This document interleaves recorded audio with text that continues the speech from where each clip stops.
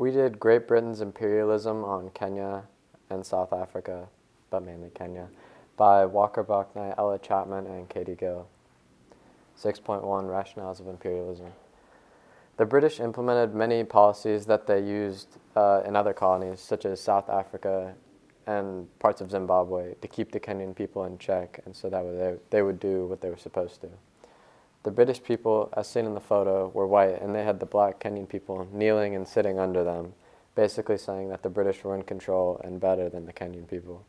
Social Darwinism is what is being shown in this photograph, because the Kenyans are basically seen as worse than the British people, as well as the better technologies the British have, like clothes and guns. The British implemented their flag directly onto the Kenyan flag, as well as a lion, which in other countries and places, Britain is seen as the lion. So basically, Britain put their whole culture on Kenya / their flag, giving them no way of showing their own culture. The Kenyan people were living right next to where they worked, basically showing that their whole lives were revolved around their work, so their whole culture was basically their work, as seen by their houses that are right next to the mining shafts in the picture. I chose the map from 1962 to show expansion through the British rule of the 20th century.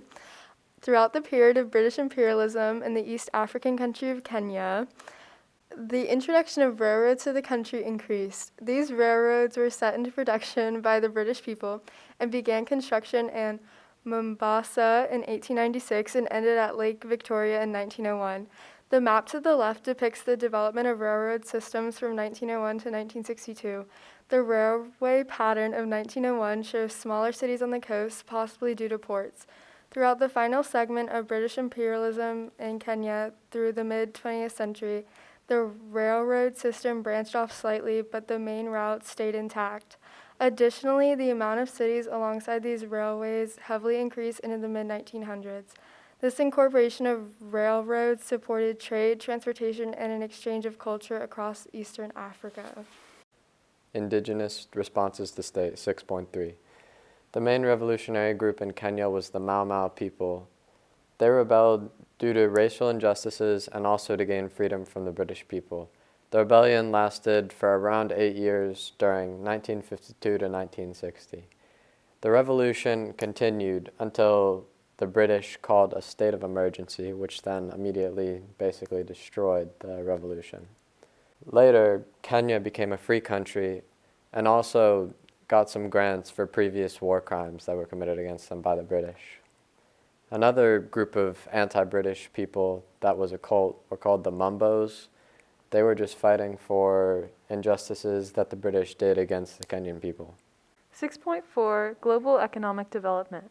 After the British had been granted most of the land on the African East Coast at a prior conference among other European nations in Berlin, they formed the British East African Protectorate and started several colonies on the African coast. Kenya was more important in its positioning than in its resources it offered to the British. It did not offer the mineral riches of diamonds or gold like other African countries. The most critical additions were the railroad and the numerous tea, coffee, and tobacco plantations, which forced many native families off their homelands. After the British colonized Kenya, toward the end of the colonial period, GDP increased greatly, nearly quadrupling between 1950 and 1973, and doubling again in years after.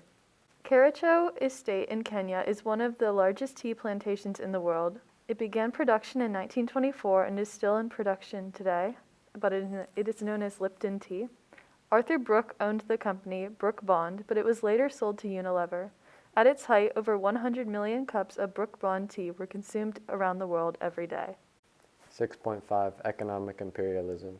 The British GDP went from 6 to 13 on average, while the Kenyan GDP on average went from 3.5 to 1, clearly showing that by colonizing Kenya, the British had economic gain at the expense of having economic decline in Kenya. The Kenyan people mined for resources that were most likely mining ores the British people wanted, as seen in the map to the left.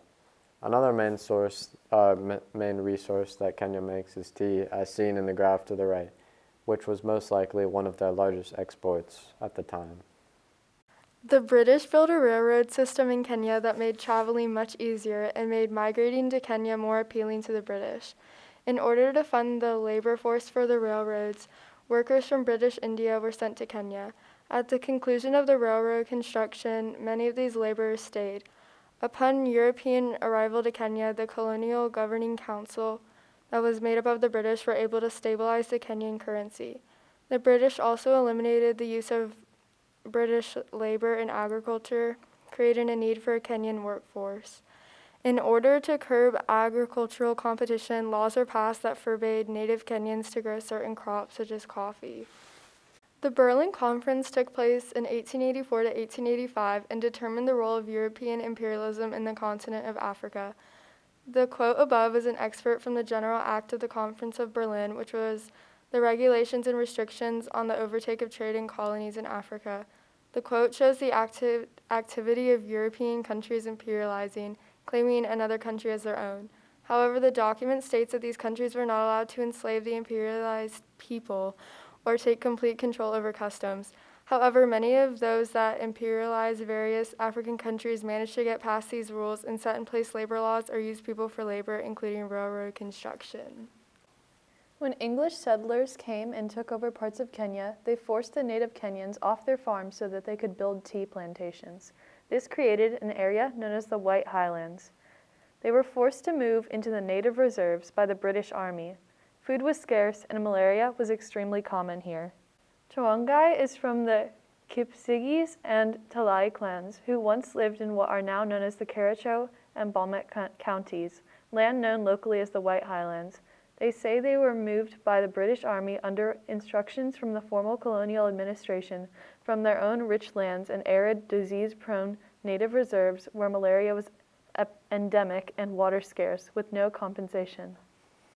6.8 Causation in the Imperial Age. As Britain started industrialization, their colonization started soon after. All of these colonies would be sending their resources to Britain, making them rich, while those would live in poverty, usually resulting in some kind of revolution eventually.